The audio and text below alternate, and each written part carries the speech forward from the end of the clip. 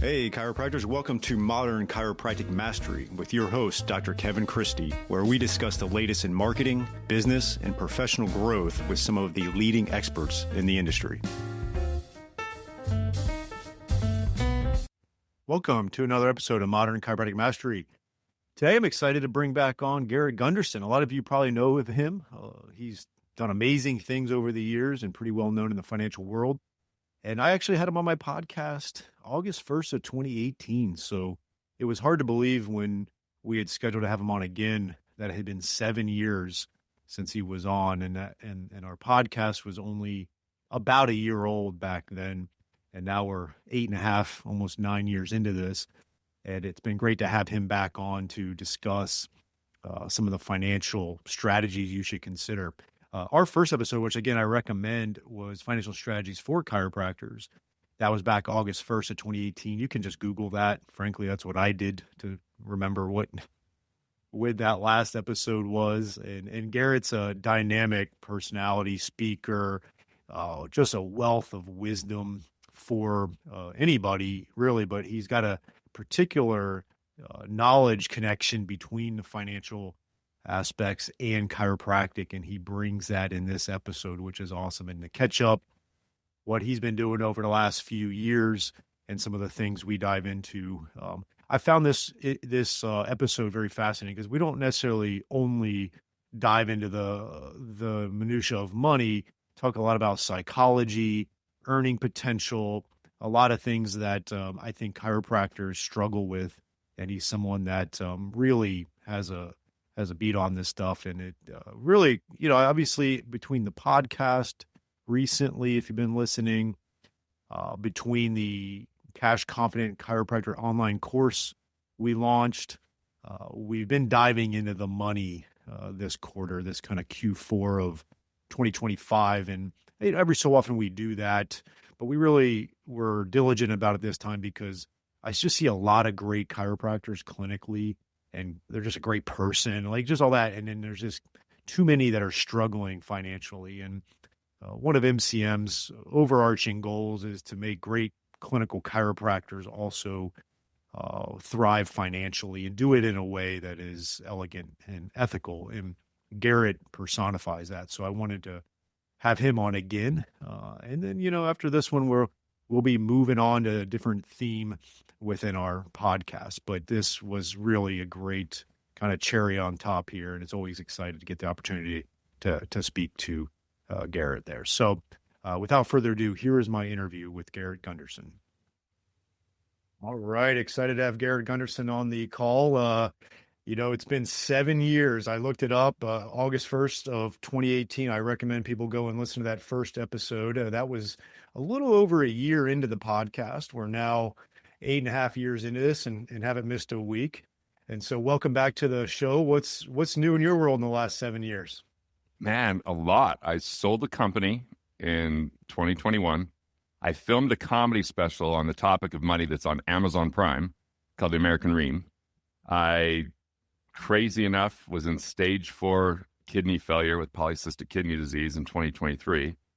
And I'm in a great spot now because I got the right support. And I just did a session this morning with my nutritionist and biofeedback, and my adrenals are a little low, but I'm fully hydrated. I'm eating extraordinarily well. I'm the leanest I've ever been. I just went on a hunt where I was keeping up with a 23-year-old the whole time, barely breaking a sweat.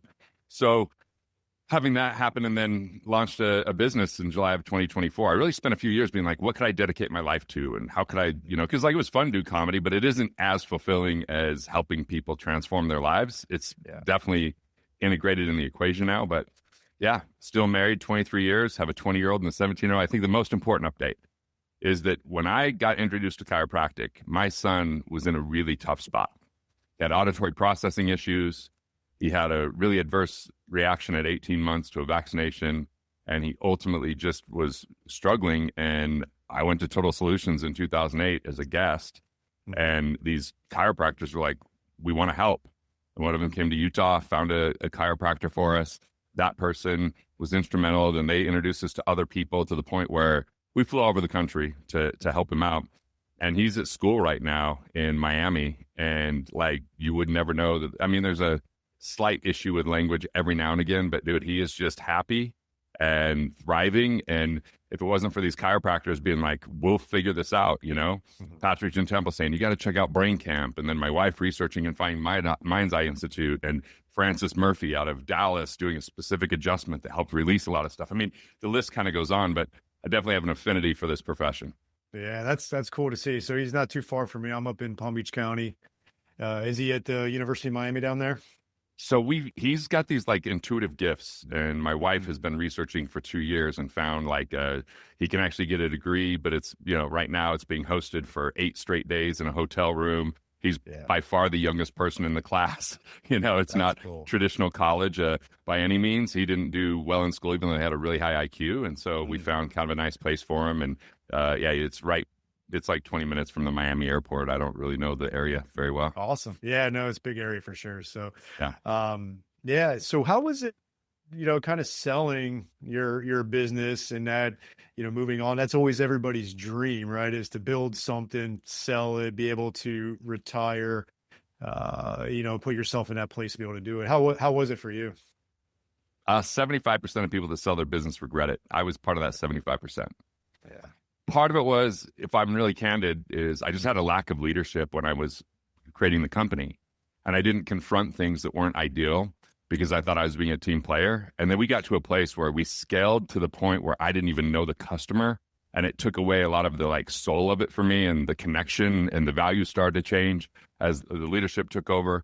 And so had an offer in 2019, decided not to sell. And then in, end of 2020, I was like, I just had this spiritual moment where it was like, it's time to sell. And it was hard because something I'd been building since 98, essentially. And it took some time to recover from that and be like, what am I going to do? What could I dedicate my life to? How would I do it differently? What would I need to do to trust myself moving forward, to be mature and to be a leader and have confrontation in a compassionate way? And it was, I wrote down 19 lessons from that experience, and just barely been reviewing those. But man, life is a lot better just being around the people that I love, working with the people that I love, and just making it more affordable for people. We got to a point where our program wasn't as effective and it wasn't as affordable. So those two things were just crushing me because I just felt so much angst about that. Yeah, no, that makes sense for sure. And then I guess you've been doing this for a while, and you've seen all the different financial scenarios, whether it was '08 or obviously COVID and inflation and the whole 9 yards. Now being 2025, what are some of the things you're seeing, maybe on the positive or the concerning side around people's financial situation? I think the thing that's still most concerning is people have kind of relegated and abdicated responsibility in their finances. They're afraid to look at it and face it. And they have this notion of, I'll just make more money. But if they have a cash crunch or whatever, they don't have enough cash flow coming in, even if they don't show up to the office, or they don't have that extra, staying power and confidence and clarity and peace of mind. And so ultimately they're putting their faith in a system instead of in themselves. And because of that, it's a really fragile situation that a 2008, a 2020, or a 2023 could be really disastrous because of anything from inflation to interest rate changes and economic turmoil. And so I'm really looking at, there's 4 things that are imperative. Number one, the doc has to focus on making more money, because if they don't make enough money, then ultimately they don't have enough opportunity to tap into other people's resources, and it becomes taxing to them. They get exhausted. They feel overworked. Number 2, learning how to keep more of what they make by being efficient. So that's saving on tax, saving on interest, saving on non-performing investment fees, and designing insurances properly so that they actually have 10% or more of their income coming into them and not being lost to institutions. Then the third thing, and this is where a lot of people skip, they try to grow their money. But if they don't grow themselves first, if they don't get their financial house in order and become financially fit, then they try to grow their money and they get distracted and derailed by a lot of things that are very speculative and risky in hopes that it's going to work out. But then if it doesn't, it starts to really, it hurts their mindset and their business. And so I always think of it this way. The key is to always grow yourself, invest in yourself, grow your financial skills, your intelligence skills around communication and emotional intelligence and, all those factors. And then as that grows, grow your money with it so that it will stay. If you grow your money and you don't know why or how to exit, it's pretty much not going to stay. It's not going to be sustainable because it's not understood. So that gap of growth of money without growth of self is what I would call risk. So make more, keep more, grow your money, with investor DNA, not by getting derailed or distracted and chasing the newest trend, but knowing who you are and investing accordingly and focusing before you diversify, then just always pouring into yourself and into your team. I think that's the two game changers. You invest in yourself to grow skills, and you invest in your team to offload so that you do what you do best. And I mean, as simple as that is, I find a lot of doctors just get stuck in scarcity and they don't know how to do it. Yeah, that one point there where a lot of the doctors, and I don't know if it's ego or it's scarcity of being able to replicate services, but they have a hard time letting go. Yeah. Whether it's letting go of some of the control of their practice and having someone manage it more, or if it's letting go and having assistants do some of the rehab exercises or the modality, whatever it may be, Yep. or sometimes it's even letting go and having another doctor see some of your patients that you can grow. Right. And a lot of it is there's a form of scarcity that says, well, if you want something done right, you got to do it yourself. I remember hearing that when I was a kid, and that's a form of scarcity. But the thing is, that's only true if you hire people that are inept or not fit for the job or not fit for the culture, or you don't have a hiring process and you just do it out of convenience. And then when it doesn't work out, you're like, see, I knew it wasn't going to work out. Or it's just hard for sometimes people to part with their money temporarily to grow something bigger. Because if we put it in a savings account, we see it. If we put it into a person, it takes time to pay off. And that delay, if you become more expert at that delay and then have a measuring down the road, you're going to see more exponential growth versus that limited linear growth that you have with the savings account. And that kind of goes to growing yourself that you mentioned. And, I always revert back to that term skill stacking. I don't forget if it was Adam Grant that came up with that in one of his books. But it's just the idea of like, okay, you're a doctor, you got this clinical skill set that you've built. That's great. Now you got to stack on maybe leadership skills, right? Or financial wherewithal. Maybe it is a hiring process and in developing people and learning how to mentor them. There's a lot of skills that you want to start working on so that you can maybe overcome some of those hurdles that you have to get to step 4. Yep, absolutely. Yeah. All right, perfect. I love that. Let's take a break from today's episode and announce our first sponsor. This is going to be Propel Marketing and Design. I've known Darcy Sullivan for years. We've worked hand in hand on my websites. I don't trust anybody else to do this search engine optimization. She does a great job. There's so much to it. A lot of the lingo and the words are beyond my comprehension, but it's just amazing work that she does. And if you're really going to get results with Google, you have to make sure your website is SEO optimized. And I really don't want you doing it yourself as a chiropractor. So you just have to have this type of stuff done. And if you're looking to get more organic online traffic that pulls in new patients, Propel Marketing and Design is currently offering chiropractors who listen to this podcast a free SEO website review. The free review will help you uncover methods that will improve your website and boost your search engine visibility. Head over to propelyourcompany.com/chiropractor and schedule your free SEO website review. You won't regret it. She gets great results. Your website needs this. Your search results need this. Head on over there to propelyourcompany.com/chiropractor to get your free SEO website review. So it's just fascinating. Make more money. I think there's also, I'd love to hear your thoughts on it because I know you've worked with people of all kinds of professions. The doctors sometimes have this mindset where if they're thinking too much about the money, I'm not being a good doctor, right? Like I gotta be a doctor, not worry about the money. And the reality of it is the way healthcare is now, and especially for chiropractors, people just aren't throwing money at you anymore, right? Like Right. Maybe if you're you're in LA and you're a top plastic surgeon, yeah, like margin is just there. But as a chiropractor, like you got to really understand that if you provide an amazing patient experience, you should be rewarded for that financially. Can you speak to that kind of doctor dilemma there? Yeah, there's multiple layers to this. I love this point because if someone can heal this, they can really grow. First off, if we look at making money as a responsibility or duty to the patient's health. So if I don't make enough from one patient, I can't hire, I can't build infrastructure, I can't market. Other people don't even know I exist. But if I can make that money, I can tap into the ability and resources of other people so that we can actually have more reach and impact. So that's the first thing. The second thing, thinking, well, I don't want to worry about money, I'm a doctor. That would be like a patient coming in and saying, well, I don't want to worry about my health, I'm not a doctor. It's like, no, like if you don't take, I can't care more about your health than you do. And if I do, you're never going to get healthy. So it's the same thing. Like all the principles of wellness are the same principles of wealth. And if we don't handle those, if we have a brain, fart, if we have like a fracture in our mind that says making money is bad, evil, or wrong, it's dirty, filthy, it's stinking, it's deception, it's coercion, it's greed. If any of those beliefs are there, instead of it's reward for value creation. And that what I find is people pay attention to that which they pay for.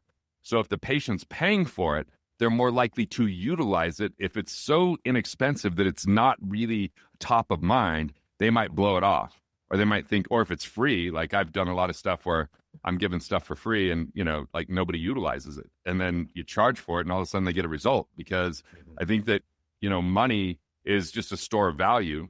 And if we can't store the value that we create, it evaporates and is lost.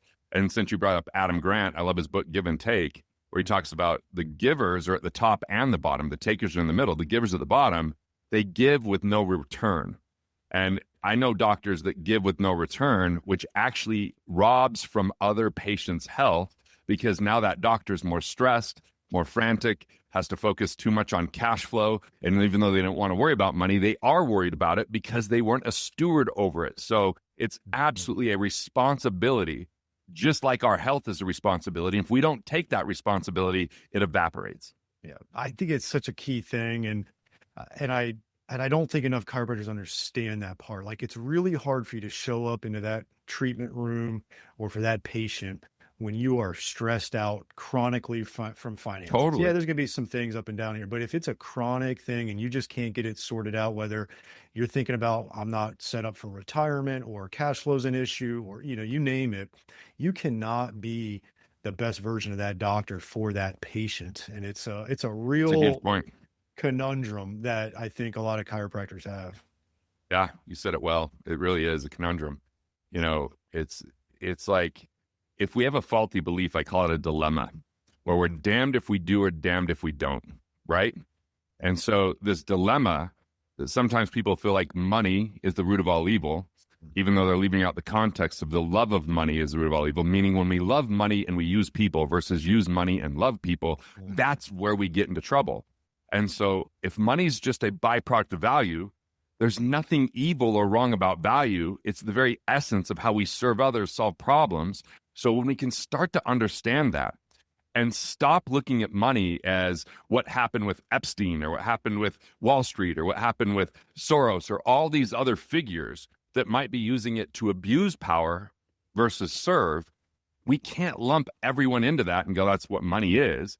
No, it's just a byproduct of value creation, and value creation is not evil, bad, or wrong. It's actually one of the most significant things that we could do as human beings. So get rewarded for it so that you could then tap into other people providing value for you. Because what I find is some of these chiropractors are amazing at serving. They're actually really helpful. I think about that with my son and how they went over the top and made the phone calls and checked in on him. It's like a loving, like nobody goes, I want to be filthy rich, I'm going to be a chiropractor. No, they go, I want to help. I want to heal. Yes. And so you can do that better if you have more money. If you don't have money, then you have stress. When you don't have stress, you're going to have poor health. When you have poor health, you're not really going to exonify what your patients are looking for. And ultimately, those levels of cortisol start to show up around the belly. They start to disrupt sleep.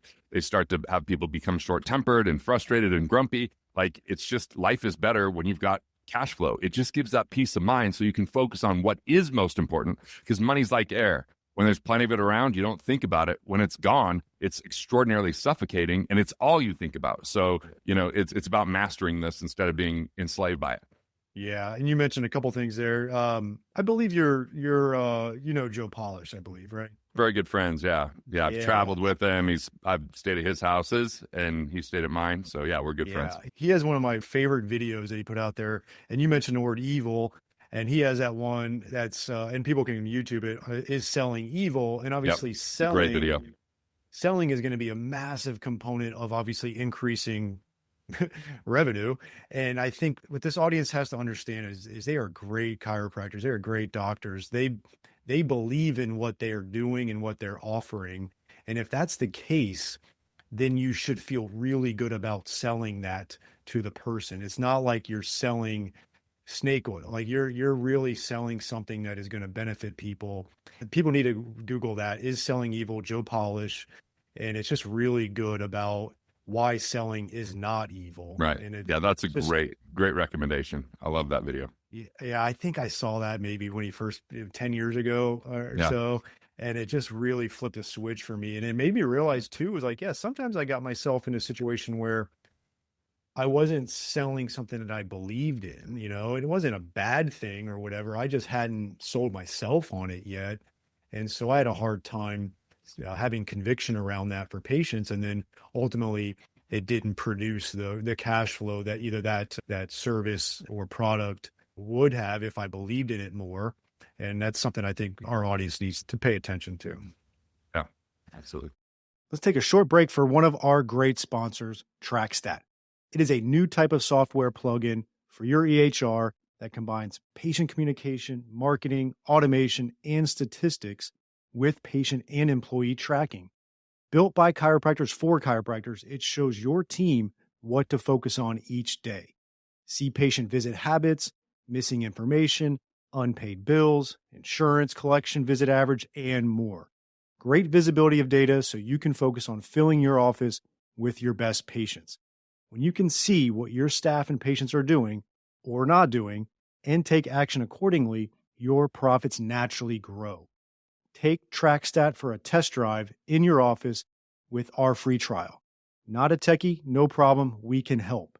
To get started on your free trial, visit trackstat.org and watch the demo. That is trackstat.org.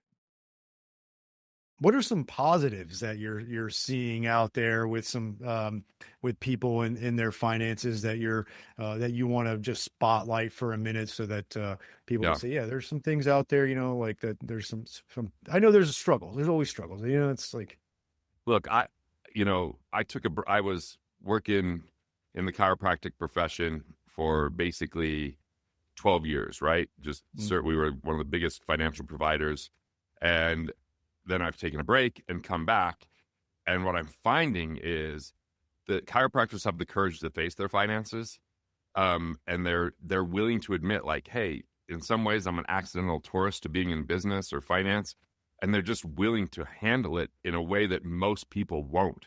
And so I see this like willingness to face and have the courage and to deliver it. And I think that's part of the nature and the DNA of a chiropractor, because they're swimming upstream. They're talking about something different than what the world is being indoctrinated with pharma. So there's like this nature of them going, yeah, like, of course I've got to handle this, where, sometimes with an MD, they have an unfortunate God complex, considering that they're basically customer service reps for pharma. It's like, sometimes they're hard to get through to. I don't even try, where chiropractors are very open-minded and they're very much willing to learn and adopt. And, I've talked to some that we worked with 10, 15 years ago. And like, I was just at this event in Dallas and someone says, hey, when I met you, we were at $1 million net worth. We're at 10 million now. And I had someone else that said, hey, we had one commercial property. We have 15 and multiple locations. And, the tax strategy saved hundreds of thousands. Like, just hearing these stories of people implementing, because philosophically it just resonates and aligns. And so because there's that alignment, they're willing to do something about it. And so it's the number one market we're serving again at this point. And it just seems like it's a wealthier market than last time around. So it seems that's good. I see more people doing well than before. Mm-hmm.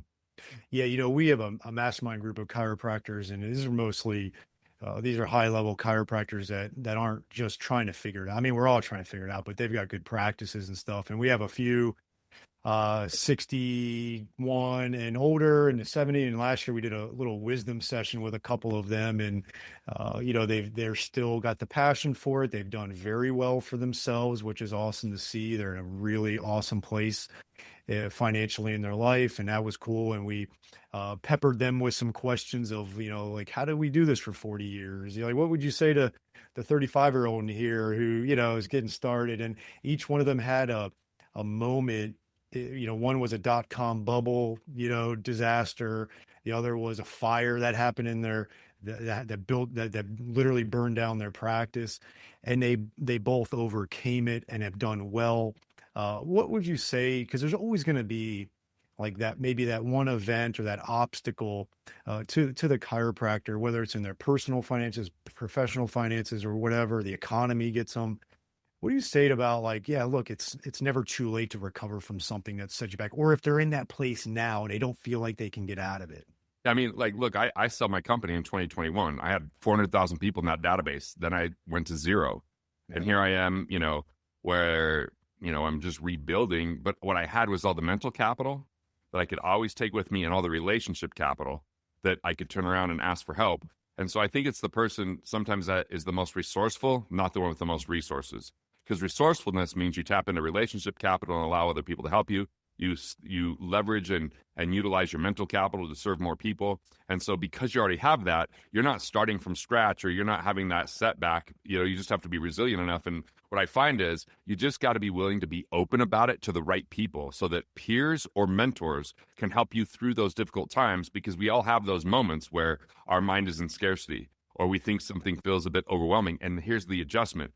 You've got to go and say, can I make my vision bigger than any problem that I have? Because if my vision's bigger than my problem, I'll see a way through, which includes being willing to make phone calls, ask for support, do whatever it takes. And I think that that's the deal. You have that mentality of I'll do whatever it takes instead of did my best. Did my best is isolated and alone. Do whatever it takes is a coordinated, cooperative, co-creation, collaboration effort. And so, I mean, I don't know anyone that doesn't just go through this. When I was 229, I went from being at 28 worth $8 million and at 29 being worth zero because I was over leveraged in real estate.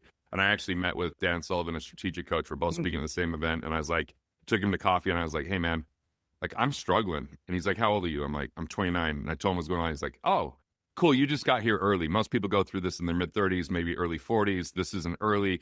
Everyone goes through it. You're going to earn your stripes. Just focus on a few things like customer service, one thing at a time. Don't take on too many projects. Get focused. Ask for support.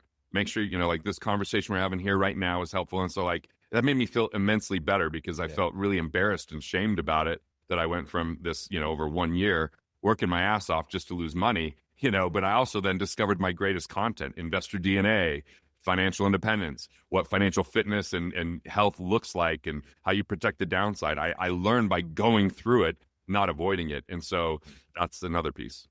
Yeah, that's awesome. Dan Sullivan definitely wears it like a badge of honor that he says he went through a divorce and a bankruptcy. Same week, right? Same day. Same day. Yeah. And that would have been like, I think he was probably 35 or They called it something. extreme market research. Exactly. And if anybody doesn't know Dan Sullivan, he's the founder of Strategic Coach, and he's done very well for himself. Brilliant. And you can overcome anything, which is great. I want to touch on one more thing. I know this even kidney disease, man, like being in kidney disease, right? Like, and honestly, if it wasn't for chiropractors introducing my son to people, I wouldn't have met the person that helped me get through that. Because honestly, I met with one of my best friends who, he does a lot of like stem cell and peptide work, and he looked at my blood work, and I was with him in person. He just looked at me. He's like, dude, you're in trouble, man. Like this is concerning. Yeah. I was like, all right. So he got me on a peptide to lower my blood pressure, but then I completely changed my food. I thought I ate fairly healthy, but then it was like, nah, I've been dialed in since April of 2024. I'm the leanest I've been. I'm strong in the gym. I'm sleeping well, which, by the way, I had insomnia because my adrenal fatigue, because the adrenals are right there by the kidneys. And that was really an insane moment. Like when you're not sleeping, I just don't think really clearly. And, it was kind of feeling like crashing in the afternoon. And just the right person, this woman, Deborah, was like, hey, we're going to hook you up to this biofeedback, which I might have little bumps on my forehead from it this morning, and told me what to eat, what to do. And within a week, I was sleeping. And then my blood work all of a sudden was drastically better, which seemed like crazy because my mom had a kidney transplant, my grandfather, two of my aunts. So it's like, wow, I'd already learned about epigenetics versus genetics from chiropractors, and, had heard biology belief from Guy Reekman tell me to read the book. Like just all, like I look at my health journey, and so much of chiropractic was like, go here, do this, read this. Have you thought about that? And it just gave me the confidence that I wasn't condemned to this condition. Let's take a short break from today's episode to tell you about the best decision I've made in my clinic in the last 10 years, and that has been adding shockwave therapy to our clinic. The outcomes have been really impressive. Certain conditions we were struggling with in the past, we're now seeing results with the shockwave therapy for that. And second of all, the ROI has been really good. When you make a big investment in something, you want to see a return, and we're seeing that return in clinical outcomes and in our investment, and that's been really nice to see. I chose Keenest Medical for 4 reasons. One is the technology is top notch. You have to have great technology. There's a lot out there that isn't quite up to snuff. The second thing is they have a really good clinical training. They have an exclusive partnership with Academy of Shockwave Excellence so that you can become clinically proficient in shockwave. You do need to get skilled at it. I think that's a big differentiator between practices that are getting great results and seeing the ROI is they have a great clinical aspect to that as well. So you want to get trained appropriately. Third is they have in-house service team for all of your technical support, which is key when you're investing in a machine like this. And then lastly, they have a very in-depth marketing and business support for you so that you can launch this into your practice effectively, that you can get that ROI on it, that you can get the clinical outcomes. And they also have really good financing options if you need that. So go to KeenestMedical.com, KINAS medical.com, mention MCM podcast and receive a free Shockwave in practice book with a purchase of a unit. So that's KeenestMedical.com, KINAS medical.com, and mention MCM podcast. You had mentioned earlier about protecting the downside and as the reality of it is for you, obviously, was the kidney thing. As a chiropractor, obviously, you could have a lot of things happen, but we always are at risk of physical injury from what we do. And Totally. what are some of your just, overarching ideas on protecting the downside? Obviously, we can't dive into all the details, but they can reach out to you at the end here. Yeah. So, and I could give them, if they go to GarrettGunderson.com/one question, the number one, just don't spell it, just one question, they can take a financial health assessment. And that financial health assessment will tell them where they're set, where they're not set, and where they have blind spots, and it'll lead them down. It's fantastic. And if they want additional support, there's support they can ask for at the end but like the first thing is I want people to be financially fit, which means your financial house in order. So we want to transfer risk. How do we transfer risk? Well, that could be through the right disability insurance. It's a little bit tougher as a chiropractor to get really good coverage anymore because they're trying to be profitable as a company, and they've continued to make it worse and worse for the doctor. So with that being the case, financial independence is key.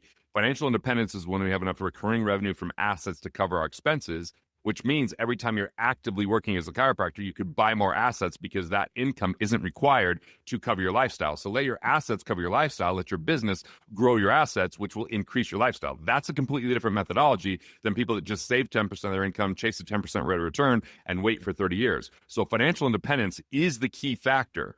And, there's really 3 ways to do it. One is you build a business that isn't as dependent upon you. So you might be able to go in, work in it, but if you could have it work when you're not there, like I went to Italy for 63 days and my business grew because the marketing team had to learn to run ads without me there. They had to run an event without me. They had to start thinking before 18 months I went, like what can we do to create more, education that's more one-to-many. And so we figured it out, and that made the business more valuable. So how do you make a business where you could work in it, but you don't have to? By the way, why sell a business that's in that situation? If it's healthy with cash flow, you have influence over it, it's a tax advantage for you, you're helping people with their health. Like if you sell it, who are you going to sell it to? Like if you sell it to venture capital, plan on it becoming a terrible organization that isn't going to create health for anyone. But if you sell it to maybe an associate, there are ways to do that if that's really what you want to do. But build the business that can run without you so that when you are there, you get to do the things that you do best that you want to do. The second thing is real estate, but a lot of people have to be careful with real estate because it could derail you or distract you from your business. And you have to go, is this really what I want to do? In from 2000 to 2008, I acquired over 100 real estate properties, and it was the worst work I've ever done. I talked to attorneys, I talked to bankers, I talked to property managers, I talked to maintenance people, and no one wrote me a card or gave me a hug that was a tenant. They didn't care. And so I didn't enjoy it. It might be the right thing for the right person. Or the third thing is intellectual property. You've done well with intellectual property. You've got a mastermind, you've got this podcast. So it's where you teach other people the very thing that you did so that you can improve the entire profession. So really those are the big 3. If you can create cash flow generator from one of those in a big way, maybe a secondary, then what's going to happen is your business is less dependent upon you. You have financial independence. And if something does happen when you physically break down, you already have the associates, you already have the infrastructure, you already have the system. Mm-hmm. Oh, I love it. That's important. And I think it's just a big part of that financial peace of mind, right? So obviously we talked about cash flow. That's really nice. That just gives you a lot of confidence. Obviously you need to have some, cash on hand, some liquidity there. And And then obviously having these things that protect you in case something happens is just going to give you that momentum to just go to work every day and enjoy what you're doing. Yep. So tell me, let us know a little bit about how you are now helping chiropractors out. What are we doing to solve and enhance, right? Some people have to solve some problems and some people have to enhance an awesome situation, right?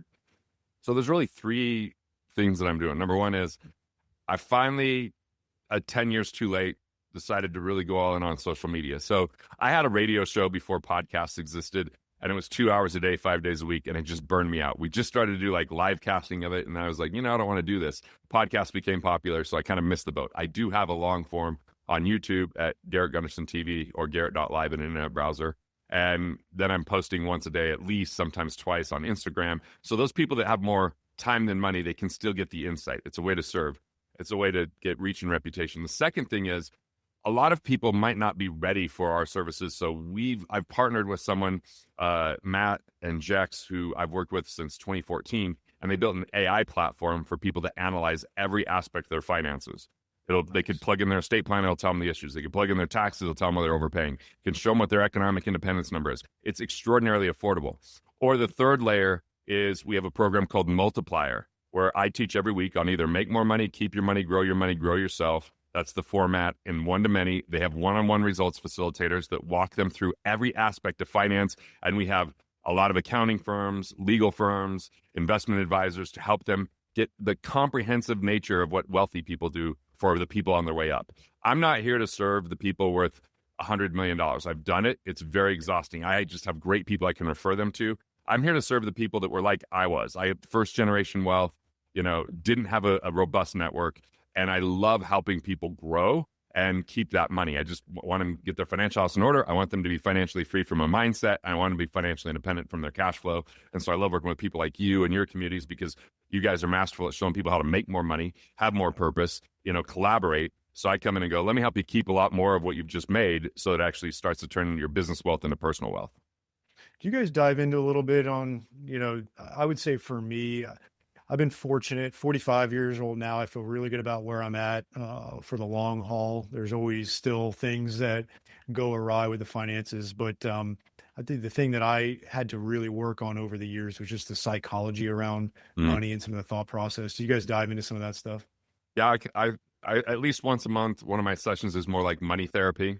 And we're going through like the layers of a money story. Like the first layer is what people will say, and it's usually protective and limited. Then there's what they won't say, but they say to themselves, which usually holds them back, and we help them feel safe to share it so it doesn't hold them back. Then it gets into the third level, what they can't say, what's been the blind spot that's been holding them back and they can't explain. And when they're free from that, all of a sudden they produce a whole lot more. So yeah, that's why I like to teach every week, so I can do those kind of things, because my guys can make sure that someone saves taxes, or they can make sure that someone has asset protection, or that they improve their cash flow. But I'm more like, how do I help the individual into how they view money and heal that relationship with money? My newest book, Money Unmasked, really helps people understand the very thing we're talking about. And ultimately, if people, they could do a discovery session with my guys and a report of findings, and that gives them a comprehensive report that they can take to their existing financial team or hire us either way. But I have a full-time person just building the report of findings that are robust, they're substantial. We spend as much time on that as we do on the phone with someone. And so now they know exactly where they're at and what to do about it. Yeah. And so I think that's like a unique thing that we've really built over the last little while. That's great. I still, whenever I get into a pitfall of it, it's usually just the psychology around the money, and it's fascinating. It's and sometimes you can't outpace the psychology of money by making more. It definitely helps to make more, as you know. Right. But you can outspend that as well. And so I think everybody's got to figure out where their weak link is there. And that's pretty cool that you help with that as well. I had 2 years where I wasn't really in control of the outcome of my income. I had a licensing deal. It was 7 figures, but I didn't really have influence over it. And that's why I think a lot of retirees feel. They're like, okay, now I'm retired, but I can't control interest rates. I can't control inflation. I don't know what's going to happen with taxes. And they become very fearful, even though it was supposed to be this amazing situation. So I want them to have a lot more control and options and choice. And that's going to help them with the psychology so they feel more free. Because my comedy special is called The American Ream, because most people think the dream is retirement, but it's kind of a ream because they get there. Like, what about all the memories you missed along the way? What about the fact that now you're just living off your interest while the institutions get to have the lion's share of your money, and they're making major profits? So I just get frustrated. So I was like, I'll just make fun of it, and then we can all laugh about it, and then hopefully make better choices. I'll have to check that out. American Ream. Amazon Prime. Amazon awesome. Prime. Although everyone always says Netflix, but not my kids. When I got on Amazon Prime, I was stoked. I'm like, oh my God, this is awesome. I want to get on a streaming service. And my youngest is like, why not Netflix? I'm like, dude, come on, man. I'm like, first off, Amazon's a bigger company, even though the streaming service might not be. I'll take it, you know? Oh, yeah, absolutely. That's cool, man. Now, I know you mentioned a couple of times, but how can our audience find out more about what you got going on? I think that GarrettGunderson.com is my main website. Perfect. Garrett B. Gunderson, middle initial B as in boy, on Instagram as a handle, and then Garrett.live in an internet browser will take you to my YouTube channel. And, you know, we're responsive in the DMs, not always quick because there's a lot that's kind of coming in. We just had a lot of traction. I think it's 2.9 million views in the last 28 days on YouTube. So I'm finally doing the work that I should have, Kevin, when I first talked to you. But it's kind of fun because I really turned pro in comedy.